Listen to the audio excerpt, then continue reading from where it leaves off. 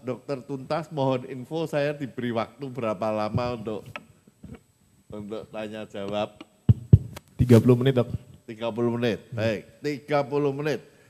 Silakan, apakah ada yang ingin bertanya? Saya mohon Dokter Heri dan Dokter Bair bisa di depan. Silakan, Dok. 1, 2, 3, 4, 5. Baik, 5 pertanyaan. Satu-satu saja dijawab ya, jangan supaya nggak lupa. Silakan, Dok. Terima kasih. Boleh langsung? Silakan, silakan. Ya, saya Dimiati dari Wonosobo. Ya, MKEK. Satu aja pertanyaan sangat singkat. Secara eksplisit tidak disebutkan lokasi ruang untuk sidang MKEK. Apa bolehkah di rumah sakit? Oh, Yang tempat bersangkutan? sidang.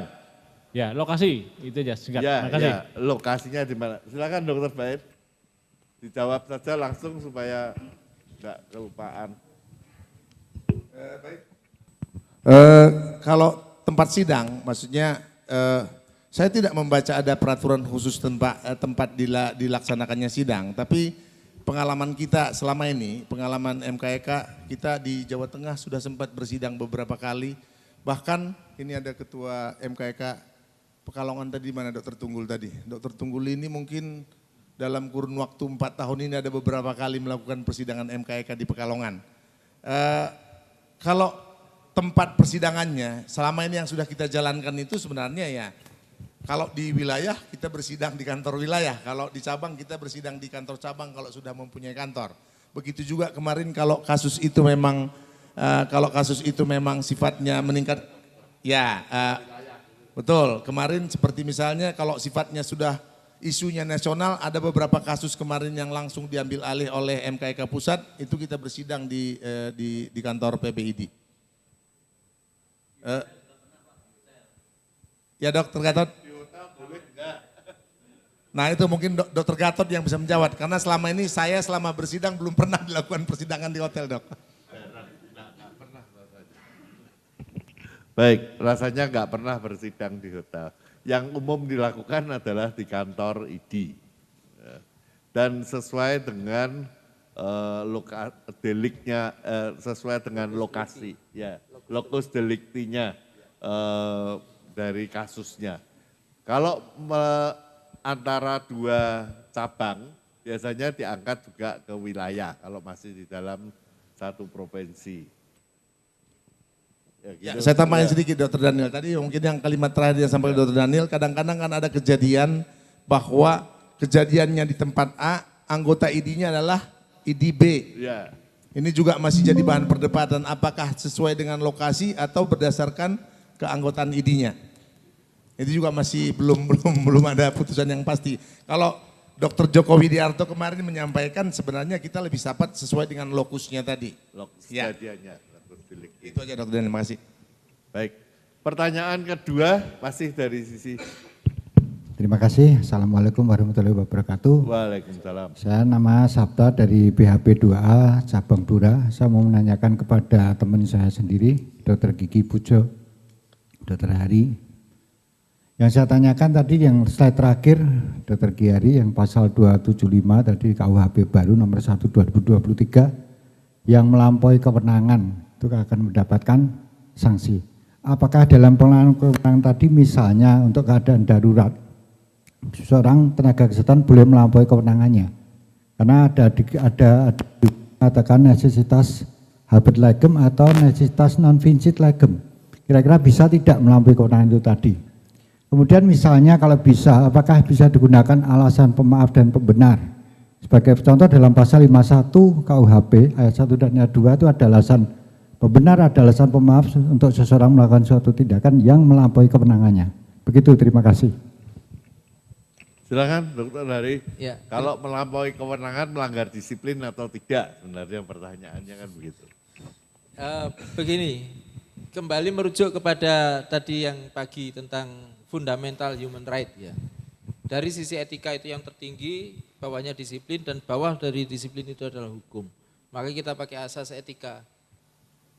itu adalah alasan pembenar.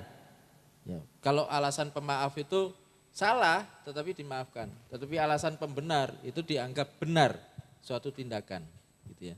Jadi pasal 275 ini saya ungkapkan ini sebagai warning saja, karena sebenarnya kalau kita mau cermati ini kita bisa uji materi pasal 275, mungkin begitu. Ya, demikian ada. Ya, di daerah sini masih ada Dr. Rohman Haji. Ya, silakan dok. Mohon Terima kasih. pertanyaan singkat Assalamualaikum saja. warahmatullahi wabarakatuh. Waalaikumsalam. Ya, saya Rahman Haji, Semarang. Saya kebetulan di samping sebagai anggota MKEK IDI, saya juga sebagai BPL 2A IDAI. Ya, kebetulan ini ada yang sering dipakai peraturan perundang-undangan yang disebut sebagai bahan pertimbangan pelanggaran, itu sering dipakai 1365 Perdata. Apakah di sini juga itu juga bisa dipakai atau hanya karena tergantung anunya Kak, tadi belum pernah disebutkan 1365 Perdata yang berhubungan dengan barang siapa berbuat sesuatu yang merugikan pihak lain, maka wajib menggantinya atau sanksi lainnya. Terima kasih. Assalamualaikum. Silakan dokter. Ya. Jadi prinsip dasarnya skedon di dalam 1365 BW itu memang luas. Jadi kerugian yang dimaksud di dalam situ luas. Nah, itu memang pasal sampah ya, keranjang sampah. Pokoknya semua yang saya merasa dirugikan, walaupun belum tentu itu suatu kerugian, itu dianggap sebagai suatu perbuatan melanggar hukum. Nah, ini yang memang ya, tapi hukum tetap itu ada. Jadi kita mesti harus berbantah, kita harus berargumen, kita harus melakukan satu perdebatan dengan ya kalau perdata berarti kan di pengadilan nantinya, pembuktiannya. Tapi prinsip dasarnya memang itu bisa dilakukan. Nah, bahwa kesalahan itu ternyata ada ada kesalahan, ada kerugian, maka seharusnya aparat penegak hukum itu hanya cukup membuktikan kausalitasnya. Karena kerugian pasien sudah membuktikan saya rugi gitu ya. Kesalahan misalnya MK.DKI membuktikan Anda melanggar disiplin. Tapi tidak mesti harus pelanggaran disiplin ini menjadi suatu, misalnya gini. Seorang dokter bedah umum lakukan operasi hemoroid, terus habis itu pasien itu ya-yaan gitu ya. Habis itu di perdarahan di kompres air hangat gitu. Ya jelas gitu ya. Nah, kalau dia ada perdarahan, kerugian bukan? Kerugian bagi dia. Ya kan? Terus si dokter bedahnya tadi gimana? Oh, saya enggak menjelaskannya enggak terlalu jelas gitu ya. Ada informasi yang tidak adekuat. Juga kan. Tetapi pasien yang ya-yaan tadi, itu yang bahasanya Dokter Sapta adalah comparative negligence. Jadi akibat dia yang ya-yaan itulah kerugiannya dia. Ini kausalitas. Nah, kalau enggak ada kausalitas seperti itu, tidak perlu dokter harus kena pasal 1365 dia harus menerbitkan kerugian. Kenapa? Karena kausalitasnya itu justru ada di pasiennya itu gitu.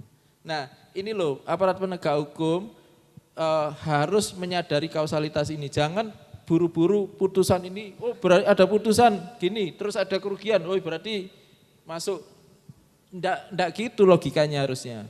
Saya sebagai seorang pengajar hukum dan banyak aparat penegak hukum yang saya didik, ya kita harus belajar dengan benar gitu ya. Mungkin begitu dok. Ya, pertanyaannya Dr. Rohman Haji ini sebenarnya nanti juga bisa dijawab sesinya Dr. Beni waktu PHP 2A nilai 1385. Selanjutnya dari sini Dr. Limawan, silakan. Assalamualaikum warahmatullahi wabarakatuh. Terima kasih. Dr. Limawan dari MKEK Kabupaten Klaten. Untuk Dr. Heri, Jadi saya menanyakan untuk kriteria kasus sampai ke sidang MKEK. Apakah ada kriteria tertentu? Ya. Karena mungkin saya yakin mungkin ada cukup di kasus pembinaan, katakan mungkin karena saya pikir rata-rata sekarang semua rumah sakit sudah mempunyai mengasuransikan tenaga dokter itu di asuransi profesi, sehingga mungkin nggak perlu sidang MKEK, cukup dengan pembinaan, divisi pembinaan. Jadi kasus sejauh mana kasus itu sampai di sidang MKEK. Ya, Kemudian yang kedua satu lagi, bagaimana kalau yang pengadu dan teradu itu sama-sama dokter, posisi BHP 2-nya, yaitu yang kadang jadi pengadu dan teradunya adalah sama-sama dokter. Terima kasih. Saya dulu Dokter Daniel. Oh iya, memang yang menjawab Dokter Ya, Baer. baik. Kalau sama-sama dokter itu ya, itu nanti jawabnya Ya. Dokter Benny. Ya, nanti mungkin Dokter Benny bisa menjelaskan lebih jelas ya. Jadi kita harus bisa membedakan mana yang namanya sengketa medis dan mana yang namanya konflik etik. Tadi saya tidak sempat menyampaikan slide-nya karena jadi sebenarnya ada perbedaan yang mendasar antara sengketa medis dan konflik etik. Konflik etik yang tadi yang disebutkan Dr. Rimawan ini adalah konflik etik, di mana konflik ini sebenarnya terjadi antara sejawat dengan sejawat. Bahkan konflik ini tidak bisa dimediasi sebenarnya. Tidak ada mediasi untuk konflik etik. Kalau sengketa medis masih bisa dimediasi. Panggil keluarganya, win-win solution, selesai perkara. Tapi kalau untuk konflik etik ini, pada saat ini masuk, apakah itu berdasarkan laporan atau berdasarkan temuan dari MKEK, kemudian akan dilakukan klarifikasi. Kalau memang terbukti ada dugaan kuat, ada pelanggaran etik di sana, maka ini tetap akan diteruskan ke divisi kemahkamahan. Tapi kalau dari divisi pembinaan melihat bahwa wah ini pelanggaran enteng, pelanggaran ringan, cincailah ini biar kita selesaikan aja di divisi pembinaan, cukup dibina aja misalnya. Itu bisa dilakukan oleh divisi pembinaan. Gitu mungkin Dr. Timawan. Gitu jawabannya. Sebenarnya kan gini, saya melambangkan sedikit bahwa etik itu kan tergantung dari paradigma dan budaya. Karena perbedaan paradigma akan menimbulkan persepsi etik yang berbeda. Jadi sebenarnya yang dikatakan oleh Dr. Baer, kalau kita menghadapi konflik etik harus dirunut sampai ke atas masalahnya. Dan ini yang justru yang menarik kalau kita menyelesaikan masalah etik di sini. Juga termasuk karena saya dari divisi pembinaan, maka memang divisi pembinaan itu akan masuk sebelum masuk ke kemahkamahan.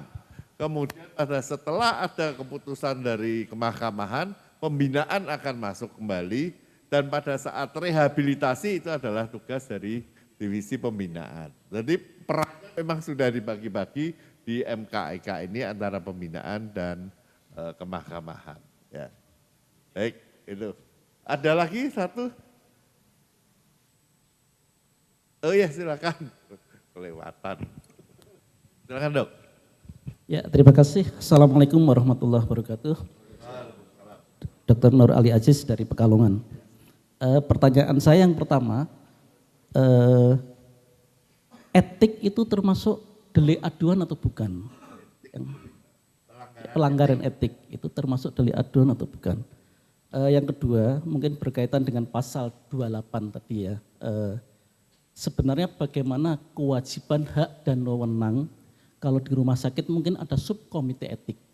Di ID cabang, wilayah, sama pusat ada MKEK. Nah, mungkin kalau konfliknya di rumah sakit mungkin bisa diselesaikan di subkomite etik. Tetapi kalau misalnya itu di luar rumah sakit yang ada di PPK 1 atau di Dinas Kesehatan lingkungan wilayahnya, apakah harus di MKEK ID cabang? Ya. Terima kasih. Baik, terima kasih dokter. Saya mohon dokter Ari dulu menjawab karena tadi juga sharing tentang masalah etik. Ya, etik itu harus delik aduan atau boleh dari informasi kemudian diklarifikasi atau bagaimana gitu? Etik itu jelas bukan delik. Karena delik itu adalah tindak pidana. Jadi delik itu berarti tindak pidana. Jadi etik jelas bukan. Tapi apakah etik itu suatu yang aduan atau biasa. Kalau delik itu ada delik biasa ya, artinya tidak pakai aduan, ya sudah diproses. Gitu ya. Kalau saya ya melihat etik dan disiplin, ini dua hal yang mirip. Artinya apa? Suatu yang salah itu tidak harus dibuktikan berdasarkan akibat dari perbuatan. Misalnya begini, saya keluar dari pintu kiri, masuk dari pintu kiri, keluar dari pintu kanan. Itu aturannya seperti itu. Terus saya keluar dari pintu kiri. Nah, saya dari keluar pintu kiri ini salah atau tidak? Salah. Apakah saya harus keluar dari pintu kiri terus harus nabrak orang? Dianggap bahwa saya salah karena nabrak orang? Tidak kan? Jadi kalau etik, disiplin itu harusnya, ya memang bukan delik, tetapi ini bukan aduan. Gitu ya. Maka divisi kemahkamahan ada temuan, itu memang menjadi jalan bahwa suatu tindakan yang tidak etis itu bukan hanya orang mengadukan tetapi ya memang ditemukan gitu ya. Menurut saya mungkin begitu. Pertanyaan keduanya tadi sekalian.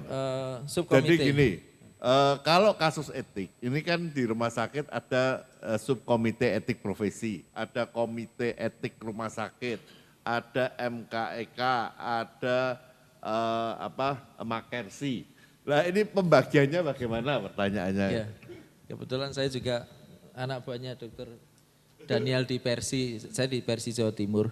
Jadi begini, pembagiannya pasti kalau memungkinkan itu harus di rumah sakit ya internal subkomite etik profesi dulu.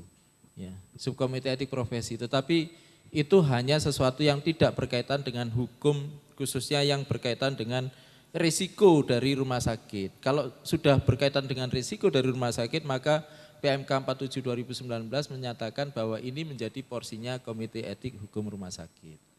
Mungkin gitu. Nah, Makersi tugasnya di mana? Makersi ya menginput data dari Komite Etik Hukum Rumah Sakit yang tidak bersifat struktural tetapi bersifat fungsional saja. Nah, tugasnya MKEK bagaimana ya? Mungkin relasi dengan subkomite etik profesi tadi. Mungkin begitu.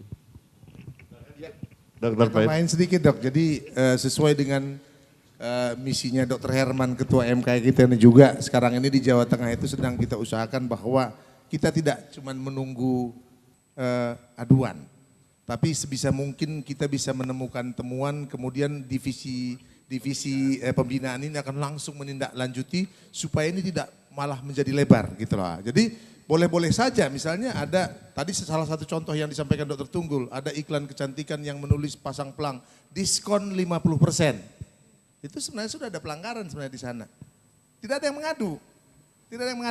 Tapi kalau kita menemukan ada hal-hal seperti itu harus ditindaklanjuti dari divisi pembinaan tadi, dilakukan klarifikasi. Kalau memang nanti ada dugaan pelanggaran etik yang serius di sana, baru mungkin akan diteruskan ke divisi pembinaan. Ya, terima kasih.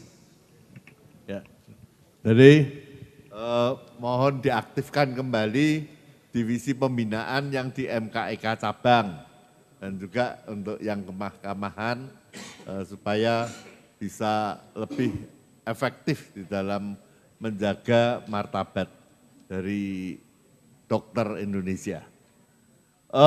Ada pertanyaan lagi? Mohon izin Bapak, jadi saya mau bertanya, Ansori dari MKEK Purbalingga. Nah. Yang menjadi atau yang ditunjuk sebagai di dalam majelis pemeriksa itu siapa? Jumlahnya mungkin ganjil ya. Terus yang menentukan majelis pemeriksa itu siapa? Siapa saja yang bisa ditunjuk menjadi anggota majelis pemeriksa? Terima kasih Bapak. Untuk MKEK. MKEK, ya? Silakan Dr. Bair.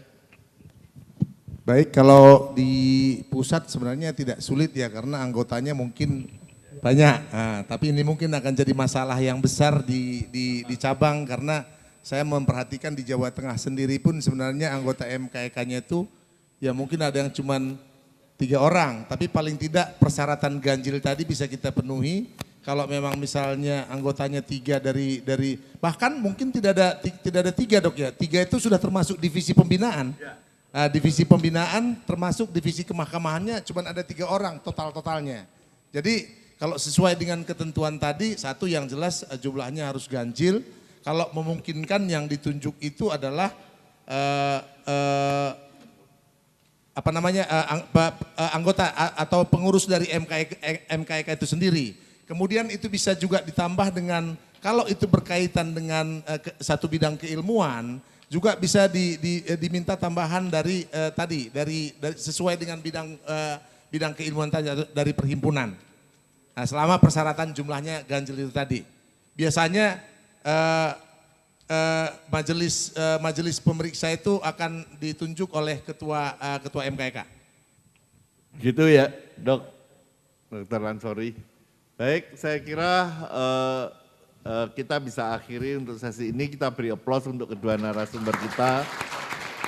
Dan saya Dr. Daniel memohon maaf bila di dalam menghantarkan ada hal-hal yang kurang berkenan. Wassalamualaikum warahmatullahi wabarakatuh.